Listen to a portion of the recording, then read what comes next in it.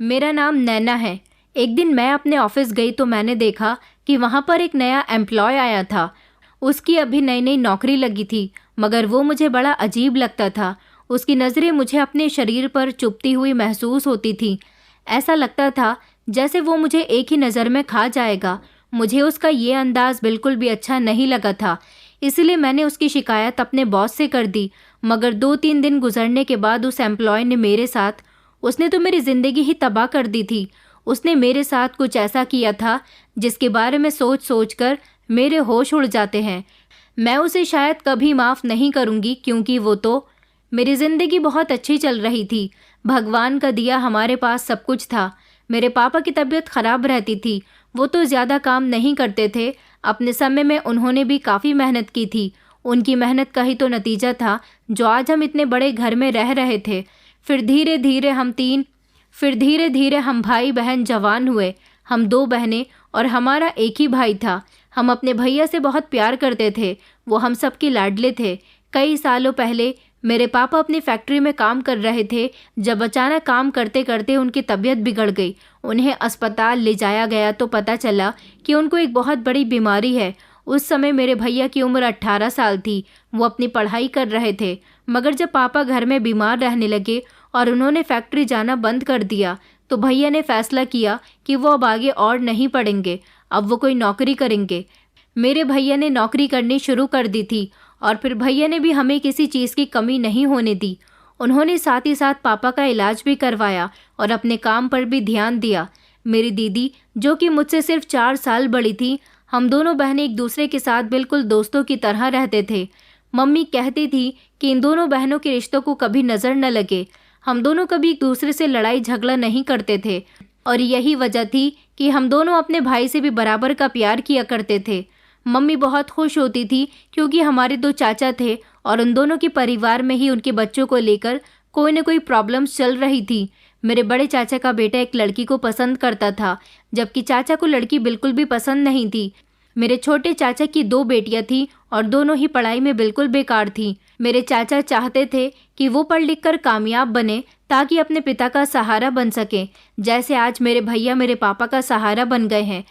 जबकि मेरी दीदी भी अपनी पढ़ाई पर फोकस कर रही थी और दीदी का भी यही कहना था कि जैसे ही उनकी पढ़ाई पूरी होती है वो भी जॉब करने लग जाएंगी। मैं भी यही चाहती थी कि मेरी भी पढ़ाई पूरी हो जाए और मैं भी जॉब करने लगूं। हम लोगों ने ठान लिया था कि हम इतनी जल्दी शादी नहीं करेंगे, पहले हम अपने लिए कुछ सेविंग्स कर लेंगे। हमारा बहुत बड़ा घर था, हम चाहते तो उसे आधा बेचकर अपने लिए काफ़ी रकम इकट्ठी कर सकते थे, मगर ये घर मेरे पापा ने बड़ी मेहनत से बनाया था।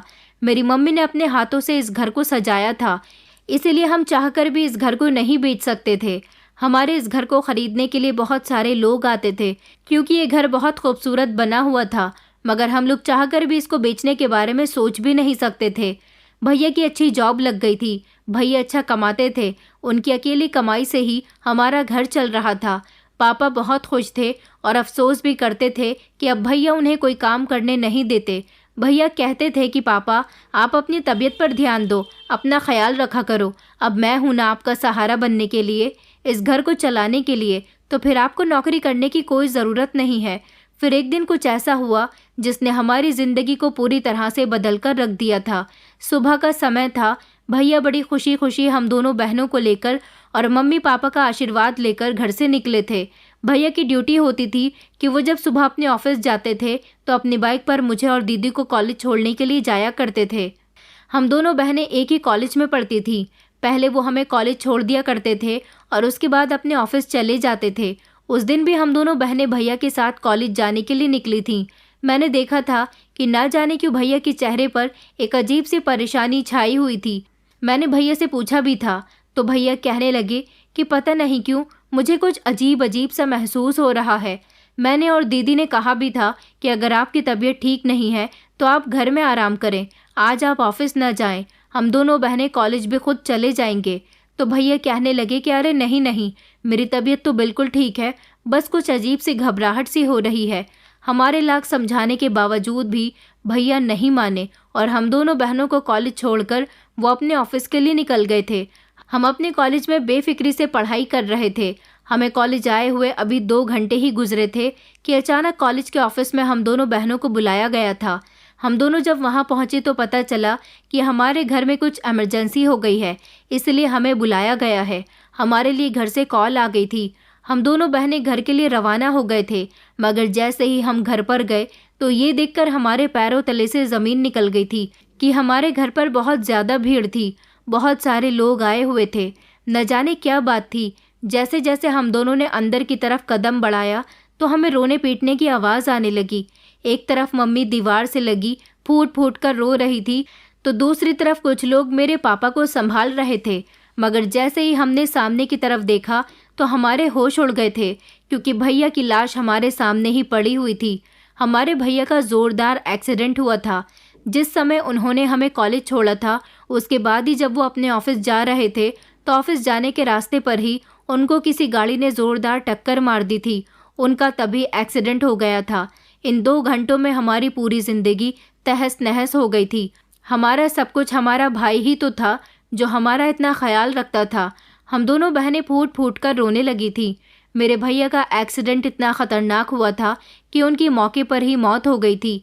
हमें तो यकीन ही नहीं आ रहा था कि हमसे इतना प्यार करने वाला भाई, जिसने 2 घंटे पहले हमें कॉलेज में छोड़ा था, जो बहुत खुश नज़र आ रहा था और साथ ही साथ उसके चेहरे पर परेशानी भी थी।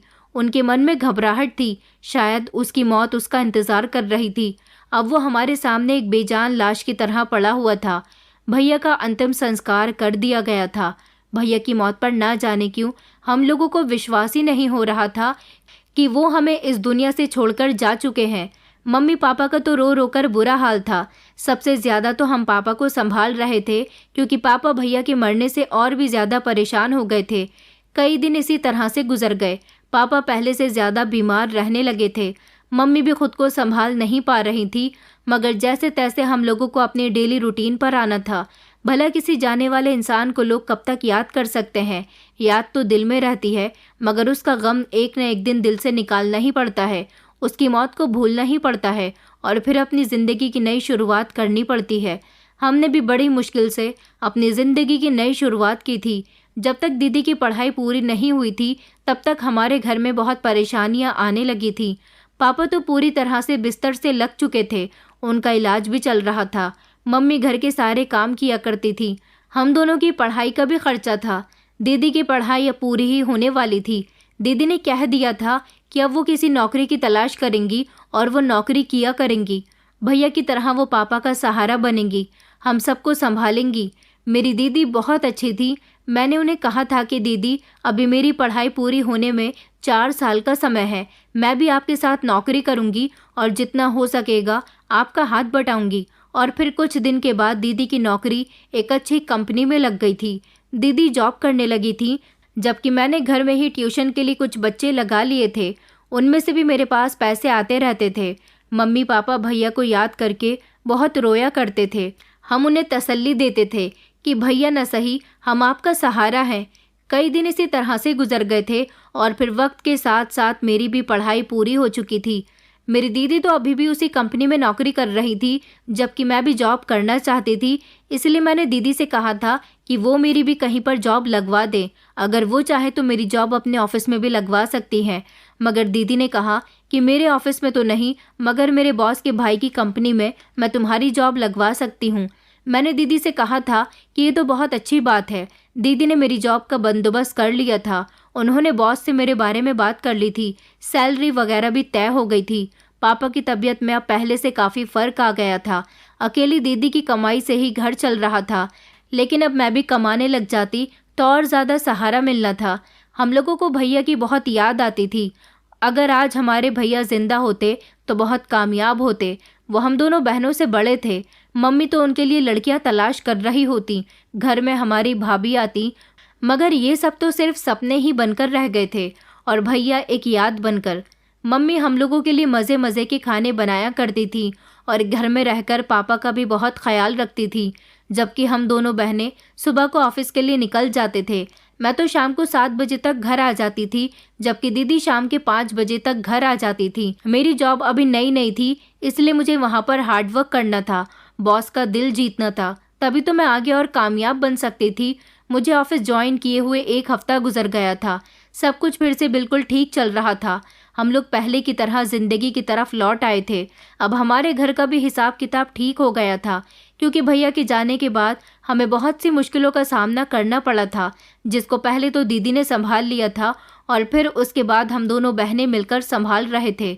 हम दोनों बहनें हर संडे एक दूसरे की फ्रेंड्स के साथ घूमने भी जाते थे। मैं तो ज़्यादातर अपने फ्रेंड्स के साथ मूवी देखने जाती थी, जबकि दीदी अपनी फ्रेंड्स के साथ शॉपिंग करने जाती थी, क्योंकि उन्हें शॉपिंग करने का बहुत शौक था। रात को हम दोनों बहनें एक ही कमरे में सोते थे। रात को लगभग आधी रात गुजर जाती थी जब हम दोनों एक दूसरे से बातें करते रहते थे।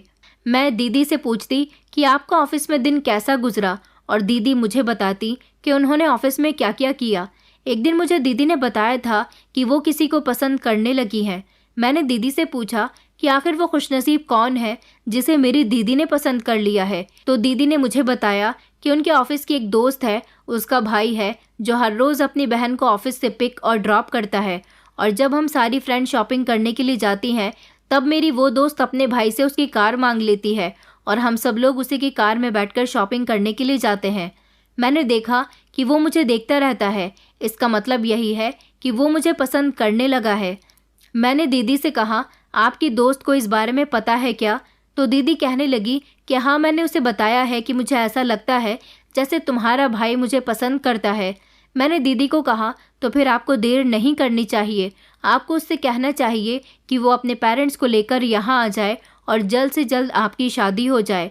अगर लड़का अच्छा है तो आपकी शादी जल्द ही उससे हो जानी चाहिए। दीदी कहने लगी कि हाँ, तुम ठीक कह रही हो, मैं अपनी दोस्त से बात करूँगी। वैसे तो मेरी दोस्त भी चाहती है कि मैं उसकी भाभी बन जाऊँ। उसकी और मेरी बहुत अच्छी दोस्ती है, वो मुझे बहुत पसंद करती है। दीदी ने अगले ही दिन अपनी दोस्त से पूछा था कि वो अपने पेरेंट्स को लेकर हमारे घर कब आ रही है। उनकी दोस्त ने बताया कि उनके पेरेंट्स तो नहीं है, वो दोनों भाई बहन ही एक दूसरे का सहारा हैं। उसने कहा कि वो खुद ही अपने भाई का रिश्ता लेकर हमारे घर आ जाएगी। दीदी ने वही सब कुछ घर में मम्मी को बता दिया था और मम्मी से ये भी कह दिया था कि लड़का बहुत अच्छा है और जितना मैं कमाती हूँ वो भी लगभग इतना ही कमाता है। इस रिश्ते के लिए इनकार नहीं होना चाहिए। प्लीज़ आप लोग इस रिश्ते से हाँ कर देना। मम्मी ने कहा था कि अगर लड़का अच्छा हुआ और हमें सब बातें ठीक लगी तभी हम इस रिश्ते के लिए हाँ करेंगे। दीदी को पूरी उम्मीद थी कि मम्मी पापा को लड़का बहुत पसंद आएगा। जब 2-3 दिन के बाद दीदी के दोस्त ने उनसे हमारे घर आने के लिए कहा था, दीदी ने जब मुझे बताया कि इनकी दोस्त और उसका भाई 2-3 दिन बाद उनका रिश्ता लेकर हमारे घर आने वाले हैं, तब मुझे याद आया कि हमारी टीम को ऑफिस में एक बहुत इंपॉर्टेंट मीटिंग को अटेंड करना है, क्योंकि अमेरिका से कुछ लोग हमारे बॉस से मीटिंग करने के लिए आने वाले थे और उसमें हमारा भी शामिल होना बहुत ज़रूरी था। मैंने ये बात दीदी को बताई तो दीदी कहने लगी कि तो प्रॉब्लम हो गई कि तुम उस दिन घर पर नहीं होगी जिस दिन मेरा रिश्ता आने वाला है। मैंने कहा, दीदी मैं जानती हूँ कि आपका रिश्ता पक्का हो जाएगा। वैसे भी अभी तो आपका सिर्फ रिश्ता आ रहा है, मगर जब आपकी शादी होगी तो मैं सारे कामकाज छोड़कर सिर्फ अपनी बहन की शादी पर ही ध्यान दूंगी। दीदी कहने लगी कि चलो तुम्हारे लिए ऑफिस का काम देखना भी तो ज़रूरी है। अब मैं ऑफिस जा रही थी तो अचानक मेरे मोबाइल पर किसी के मैसेज आना शुरू हो गए। पहले तो काफ़ी दिनों तक ब्लैंक मैसेज आते रहे, लेकिन फिर बाद में हाय हेलो के मैसेजेस आने लगे। ये अननोन नंबर से मैसेज आए थे, इसलिए मैं रिप्लाई नहीं दे रही थी। मगर फिर जब इतने ढेर सारे मैसेज आने शुरू हो गए तो मैंने ऑफिस में फ्री टाइम में बैठकर रिप्लाई किया और पूछा कि आप कौन हो। तो उसने कहा कि मैं तो वो हूँ जो तुम्हें बहुत पसंद करता है। मन करता है कि तुम्हें हर रोज़ देखता रहूँ। तुम बहुत अच्छी हो और जितनी सुंदर हो उतनी ही भोली भी हो। मैंने कहा कि तुम कौन हो, आखिर ये किस तरह की बातें कर रहे हो। तो फिर मैसेज आया कि मैं वो हूँ जिसे तुम जानती ही नहीं हो। मैं तुम्हें आते जाते देखता हूँ। मैं तुम्हारा दीवाना हो चुका हूँ क्योंकि मैं तुम्हें बहुत पसंद करता हूँ। मैंने उसको डर की वजह से मैसेज करना बंद कर दिए, क्योंकि मेरे मम्मी पापा हम दोनों बहनों पर बहुत भरोसा करते थे। हम दोनों ऐसी थी ही नहीं कि लड़कों से बातें करती, इसलिए मैंने उस लड़के का नंबर ब्लॉक कर दिया था। कई दिन तक तो मेरे पास उस लड़की के मैसेजेस नहीं आए, लेकिन फिर कुछ दिनों के बाद दूसरे नंबर से वो मैसेज करने लगा और कहने लगा कि तुम मुझसे बात क्यों नहीं करती हो, मेरे मैसेजेस का रिप्लाई क्यों नहीं देती हो। लेकिन वो जब भी मुझे नए नंबर से मैसेज करता तो मैं उसे ब्लॉक कर दिया करती थी। दीदी का रिश्ता तय हो गया था। दीदी के दोस्त ने मम्मी पापा से अपने भाई और दीदी के रिश्ते की बात कर ली थी। मम्मी पापा को लड़का बहुत पसंद आया था। मैं जब घर आई तो रात को मुझे सब लोगों ने बताया कि लड़का बहुत अच्छा है, पढ़ा लिखा है, मल्टीनेशनल कंपनी में जॉब करता है। उनकी शादी में अभी टाइम था, क्योंकि दीदी चाहती थी कि पहले उनका प्रमोशन हो जाए, उसके बाद उनकी शादी हो। दीदी के दोस्त को इस बात से कोई मतलब नहीं था, जबकि दीदी के दोस्त का भी रिश्ता तय हो चुका था। उसकी बहन चाहती थी कि अपनी शादी से पहले ही वो अपने भाई की शादी कर दे, ताकि उसके भाई का घर बस सके और वो सुकून से अपनी ससुराल में रह सके। मैं बहुत खुश थी कि मेरी दीदी का रिश्ता उनकी मर्जी के मुताबिक तय हो गया था। शादी की डेट भी फिक्स हो गई थी, मगर एक तरफ मैं परेशान भी थी, क्योंकि अभी भी मेरे पास मैसेज आने बंद नहीं हुए थे। हर दूसरे तीसरे दिन नए नंबर से मैसेज आने लगे थे। वो मुझसे बात करने की जिद करता था, मगर मैं उससे कोई बात नहीं करना चाहती थी। जितना हो सकता था उसे इग्नोर करने की कोशिश कर रही थी। फिलहाल मेरी जॉब बहुत अच्छी चल रही थी। दीदी बहुत खुश थी, क्योंकि उनकी शादी के दिन करीब आ रहे थे। दीदी की शादी की शॉपिंग करने के लिए मैंने ऑफिस से 1 हफ्ते की छुट्टी ली थी। मैंने अपने जीजू को फेस टू फेस तो नहीं देखा था, क्योंकि जिस दिन मेरे पेरेंट्स लड़के को उसके घर देखने गए थे, तभी मैं उनके साथ ऑफिस में ज़्यादा काम होने की वजह से नहीं जा सकी थी। मुझे दीदी ने फ़ोटो दिखा दिया था। लड़का सच में बहुत अच्छा था, स्मार्ट था, पढ़ा लिखा था। मेरी दीदी की चॉइस तो सच में बहुत अच्छी थी। मैं जितना खुश अपनी दीदी की शादी से हो रही थी, इतना ही दुख मुझे उनका इस घर से चले जाने पर भी हो रहा था। लेकिन मैंने सोच लिया था कि मैं इतनी जल्दी शादी नहीं करूँगी और अपने पेरेंट्स को अकेला नहीं छोड़ूंगी। आखिर हम बेटियां ही तो उनका सहारा हैं। अगर हम दोनों भी चले गए तो वो दोनों अकेले रह जाएंगे। और फिर फाइनली दीदी की शादी का दिन भी आ गया था। मैं बहुत अच्छे से तैयार हुई थी, बहुत सुंदर लग रही थी। मैरिज हॉल में हम सब लोग बारात आने का इंतज़ार कर रहे थे। थोड़ी ही देर गुजरी थी कि बारात भी आ चुकी थी। ढेर सारे मेहमान आए हुए थे। बारात आई तो मैं फूलों की थाली लेकर गेट पर खड़ी हो गई थी। मैंने अपने जीजू का स्वागत फूलों से किया था, मगर न जाने क्यों जीजू मुझे बड़ी गौर गौर से देख रहे थे। उनकी नज़रें मेरे चेहरे से हटी नहीं रही थी। मुझे देखकर तो उनके चेहरे पर एक अजीब सी मुस्कुराहट थी। मुझे लगा कि शायद मैं उनकी साली हूँ। उन्होंने मुझे पहली बार देखा है, इसलिए वो ऐसे रिएक्शन दे रहे हैं। मगर मैं नहीं जानती थी कि उनका मुझे इस तरह से देखने का तो कुछ और ही मतलब था। पंडित जी ने मंत्र पढ़ने शुरू कर दिए थे। दुल्हा दुल्हन को मंडप में बिठा दिया गया था। कुछ रस्में होने के बाद पंडित जी ने दूल्हे से मांग में सिंदूर भरने के लिए कहा, तो उन्होंने इनकार कर दिया। उनके इनकार से तो जहां दीदी की आंखें फटी की फटी रह गई थी, वहीं हम सब भी शॉक्ड रह गए थे। जीजू की अगली बात ने तो जैसे हमारे ऊपर परेशानियों के पहाड़ ही तोड़कर रख दिए थे। दीदी ने मेरी तरफ देखा और फिर मैंने देखा। जिन आंखों में मेरे लिए बचपन से आज तक मोहब्बत और इज्जत थी, वहाँ अब मेरे लिए नफरत दिखाई दे रही थी। दुल्हा बनकर बैठे इस इंसान की बात ने हम सबको ही खामोश करके रख दिया था। ख़ास शादी के समय ही किसी लड़की को ठुकरा दिया जाए तो वो सारी दुनिया से नफरत करती है, और ठुकराने की तकलीफ भी बहुत होती है। दीदी जिस लड़की से प्यार करती थी और जिससे उनकी शादी होने जा रही थी, विशाल, उसने मेरी दीदी से शादी करने पर साफ इनकार कर दिया था। उसने कहा था कि मैं इनसे शादी नहीं करूंगा, क्योंकि पिछले 3 महीने से शादी की तैयारियां होने के बावजूद उसे मेरी दीदी से मोहब्बत नहीं हो पा रही थी, जबकि वो किसी और से मोहब्बत करता था। उसने कहा था कि वो मुझे देखते ही मेरा दीवाना हो गया। उसे नहीं पता था कि मैं इस घर में रहती हूँ। उसने कहा था कि वो मुझे पसंद करता है, मुझसे शादी करना चाहता है, मगर इस समय पर उसे ये बात नहीं करनी चाहिए थी। वो जिंदगी को अपने हिसाब से जीने वाला इंसान था, बल्कि वो कोई अजीब जिद्दी और सरफिरा इंसान था। उसने कहा कि उसे ऐसी लड़कियां पसंद है जो कम उम्र की और मासूम नजर आती हो, और जो हंसे तो उनके हंसने से फूल झड़ने लगे। उसने कहा कि जब उसने मुझे पहली नज़र देखा था, वो तभी मेरा दीवाना हो गया था। वो नहीं जानता था कि मैं उसकी होने वाली पत्नी की छोटी बहन हूँ। वो तो ये शादी अपनी बहन की मर्जी से कर रहा था। उसने अपनी बहन को कई बार अपनी पसंद बताने की कोशिश की, मगर उसकी बहन तो यही चाहती थी कि उसकी दोस्त ही उसकी भाभी बने। लेकिन अब ऐसे मौके पर जब उसने मुझे देख लिया था, तो उसे अपनी पसंद बताने का मौका मिल गया था। सब लोगों के सामने हमारी बहुत बेइज्जती हो रही थी। सब लोग मुझे अजीब नज़रों से देख रहे थे। दीदी का तो रो रो कर बुरा हाल हो रहा था। दीदी की दोस्त बार बार अपने भाई को समझाने की कोशिश कर रही थी, मगर वो उससे कहने लगा कि तुम्हारी शादी तो तुम्हारी पसंद से हो रही है, मेरी शादी फिर तुम अपनी पसंद से कैसे करवाना चाहती हो? मैं भी चाहता हूँ कि मैं अपनी पसंद से शादी करूँ। मैं शादी करूँगा तो इस लड़की की छोटी बहन से करूँगा, वरना नहीं करूँगा। ये कहकर उसने सब लोगों को उठने के लिए कहा था। बारात में उसके ढेर सारे दोस्त भी आए थे। सब लोग बारात वापस लेकर जा चुके थे, लेकिन जाने से पहले उसने मेरे पेरेंट्स से कहा था कि मैं आपकी छोटी बेटी से शादी करना चाहता हूँ। मेरे पेरेंट्स ने उसे इतना डांटा, इतना जलील किया कि वो खामोशी से हमारे घर से चला गया था। भरी महफिल में एक इंसान मेरी बहन को ठुकराकर चला गया था। इससे बड़ा सदमा और क्या हो सकता था। और उस दिन तो मेरे मम्मी पापा फूट फूट कर रो रहे थे कि अब उनकी बेटी को कौन एक्सेप्ट करेगा। तभी हमारे मोहल्ले का एक लड़का सामने आया जिसकी एक मामूली सी नौकरी थी, मगर उसने जाहिर किया कि वो दीदी को बहुत पसंद करता है। उसके दिल में आज भी दीदी के लिए इज्जत और मोहब्बत है।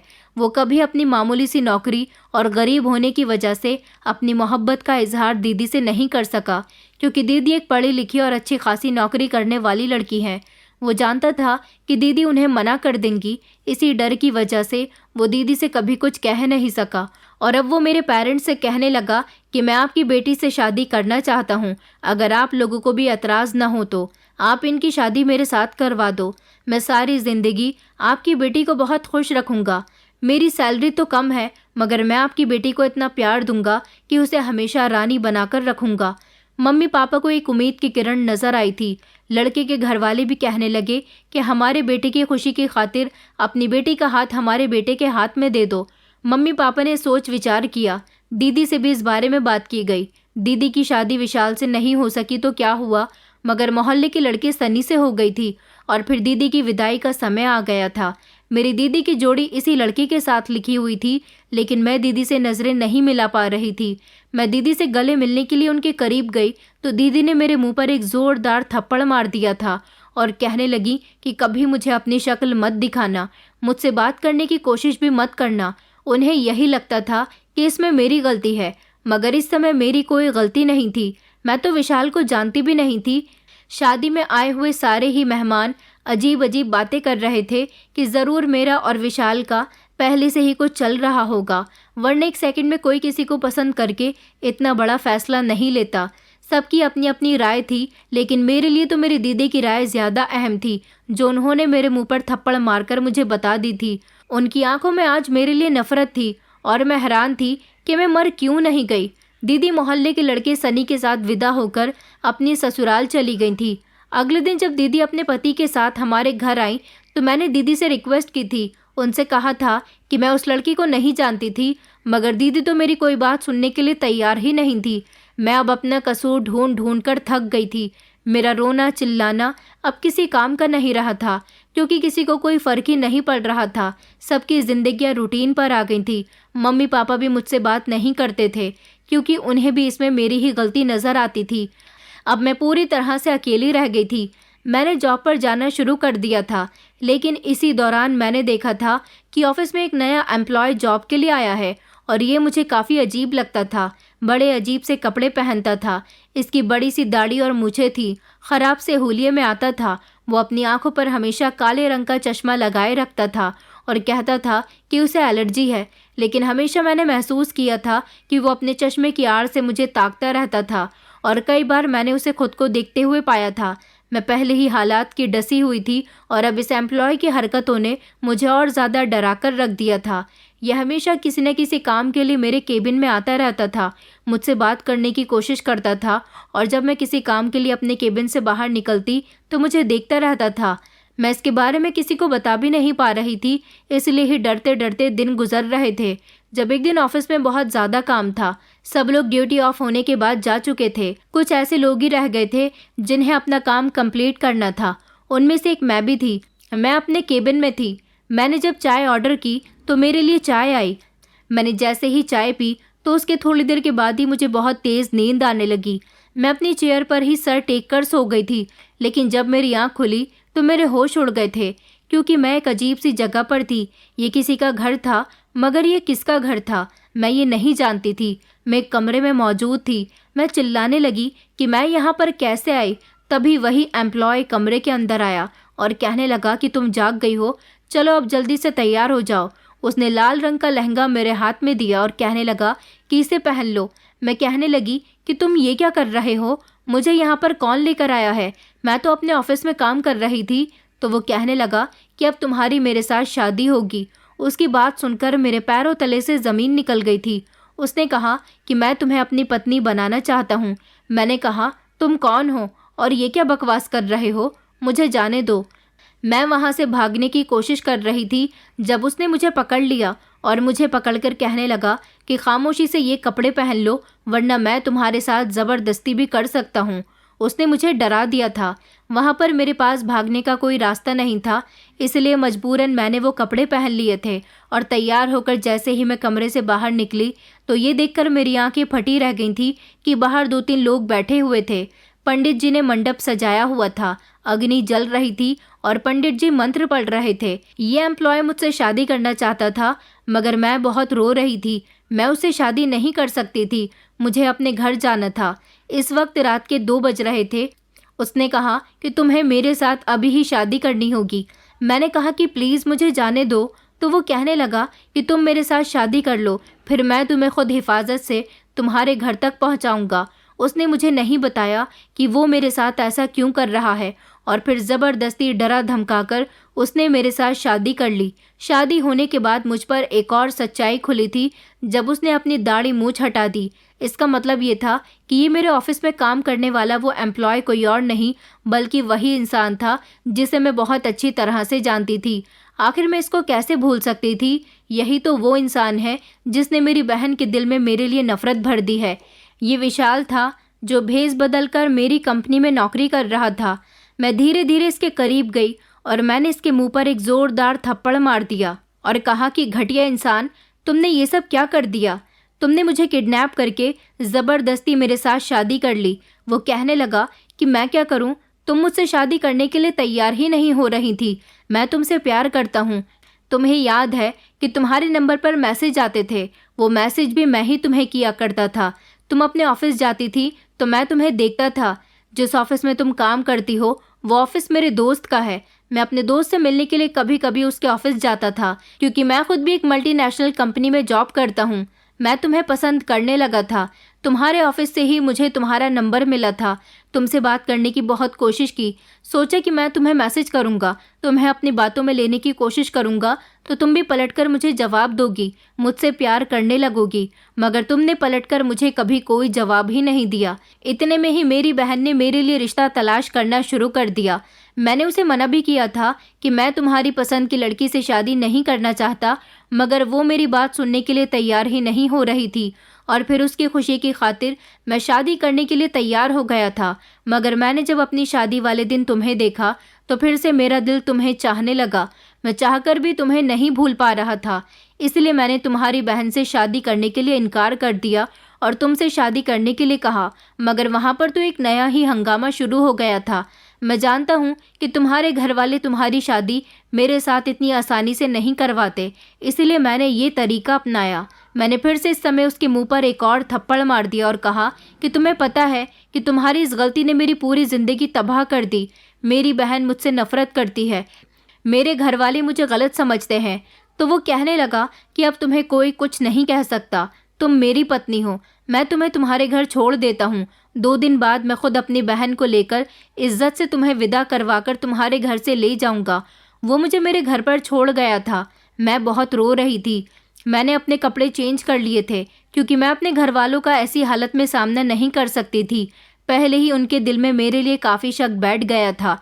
मेरी मम्मी बहुत परेशान थी। मैंने देखा कि वो दरवाजे पर ही इधर उधर टहल रही थी। मम्मी ने मुझे देखा तो वो कहने लगी कि तुम कहाँ रह गई थी? मैं कब से तुम्हारा इंतज़ार कर रही हूँ। मैं तुम्हारी वजह से बहुत परेशान हो गई हूँ। आखिर तुम सारी रात कहाँ रही हो? तुम्हें पता भी है कि सुबह के 4 बज रहे हैं।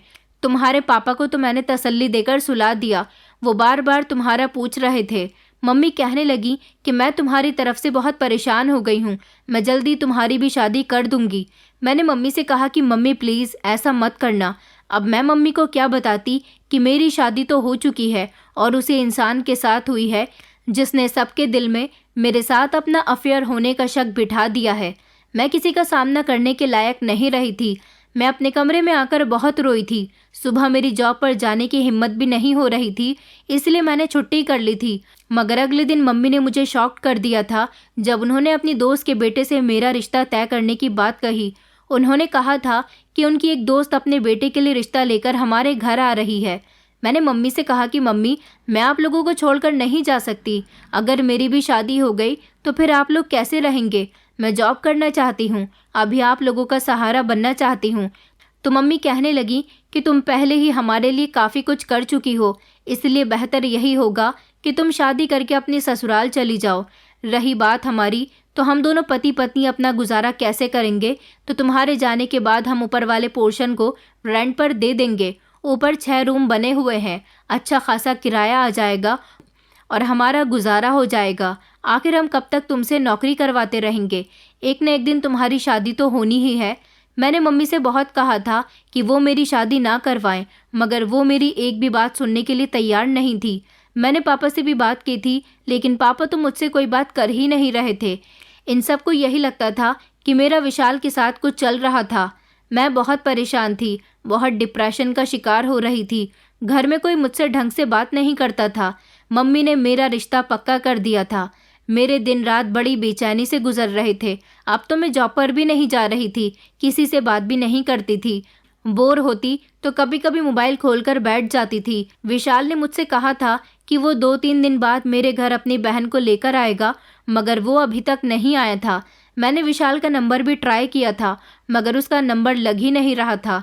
मैं चाहती थी कि विशाल की बहन से बात करूं, मगर उसकी बहन का नंबर मेरे पास नहीं था।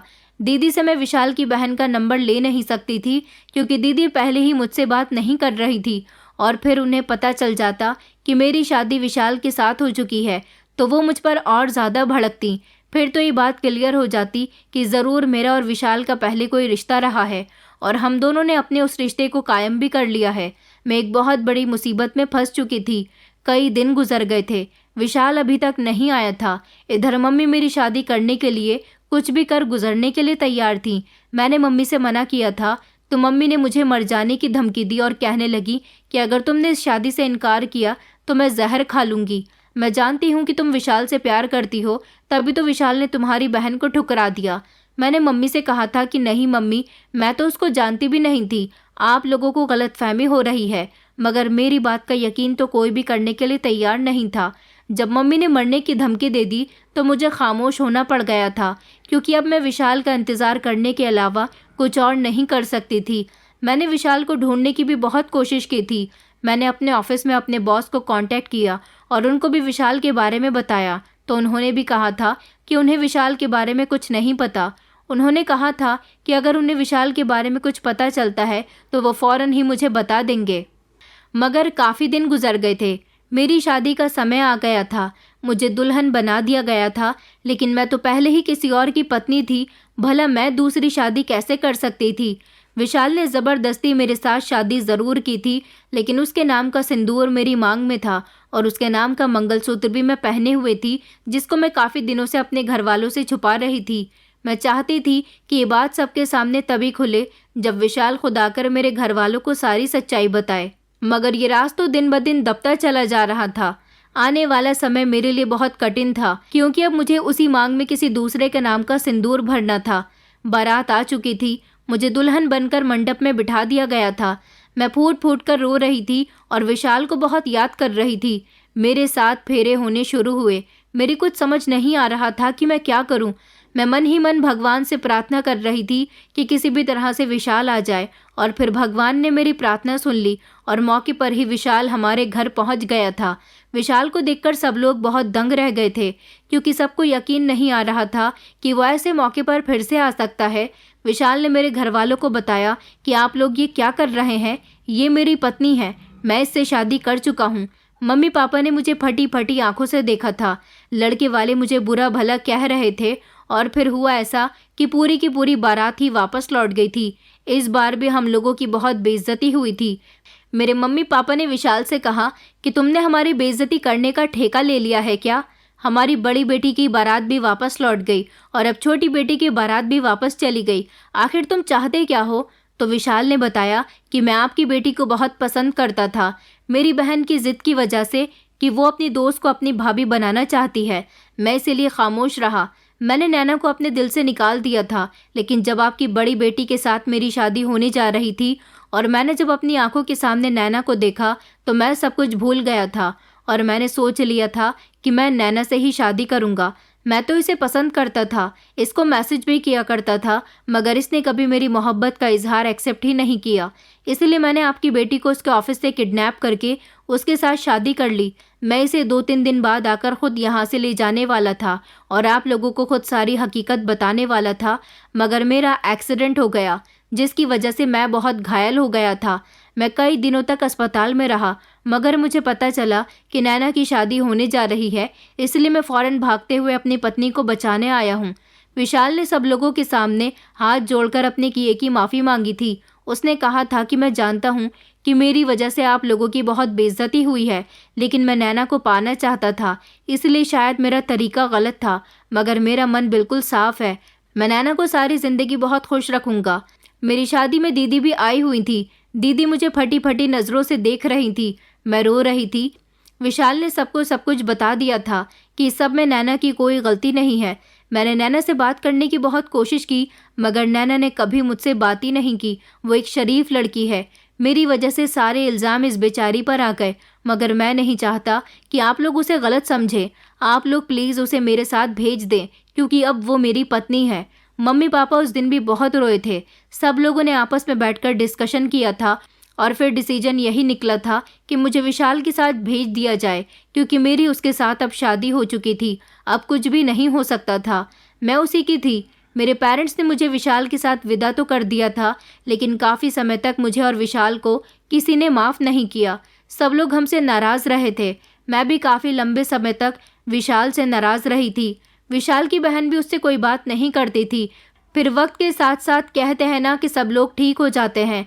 विशाल ने मुझे शादी के बाद इतना खुश रखा कि मेरे दिल से उसकी नाराज़गी ख़त्म हो गई थी। विशाल ने अपनी बहन की शादी कर दी थी और वो भी विदा होकर अपनी ससुराल चली गई। लेकिन जब ससुराल जाने के बाद उसे अपने भाई की याद आई तो उसने भी अपने भाई को माफ़ कर दिया था। शादी के 1 साल के बाद जब मुझे माँ बनने की खुशी मिली और मैं ये खुशी सुनाने के लिए अपने मायके गई, तो मम्मी पापा और दीदी ने भी मुझे माफ़ कर दिया था। और इस तरह आज मैं अपने पति के साथ एक खुशहाल ज़िंदगी गुजार रही हूँ। अगर आप किसी को पाना चाहते हैं, उससे मोहब्बत करते हैं, आपको लगता है कि वो इंसान आपको इतनी आसानी से नहीं मिल सकता, तो आप उसको पाने के लिए प्रार्थना करें। भगवान सबकी सुनता है, मगर कभी भी कुछ ऐसा ना करें जिसकी वजह से बाकियों को नुकसान पहुँचे या किसी की फीलिंग्स हर्ट हों, क्योंकि दूसरों को नुकसान पहुँचाकर अपना फ़ायदा करने वाला इंसान कभी अपनी ज़िंदगी में खुश नहीं रहता। विशाल को हम सब ने माफ़ कर दिया था, तभी वो आज मेरे साथ खुश है, लेकिन कुछ ज़ख्म ऐसे होते हैं जो दिल से कभी नहीं जाते। मेरी दीदी अपने पति के साथ बहुत खुश है। अगर कभी वो अपने पति के साथ खुश नहीं होती और वो अपनी बहन को खुश देखती, तो शायद उनके दिल पर लगा हुआ ज़ख्म कभी उन्हें विशाल को माफ़ करने पर मजबूर न करता। दोस्तों, उम्मीद करती हूँ आपको हमारी कहानी पसंद आई होगी। कहानी पसंद आई है तो वीडियो को लाइक करें, चैनल पर नए हैं तो चैनल को सब्सक्राइब करें और हाँ, नोटिफिकेशन बेल को ज़रूर दबाएं ताकि अगली अपडेट सबसे पहले आपको मिले।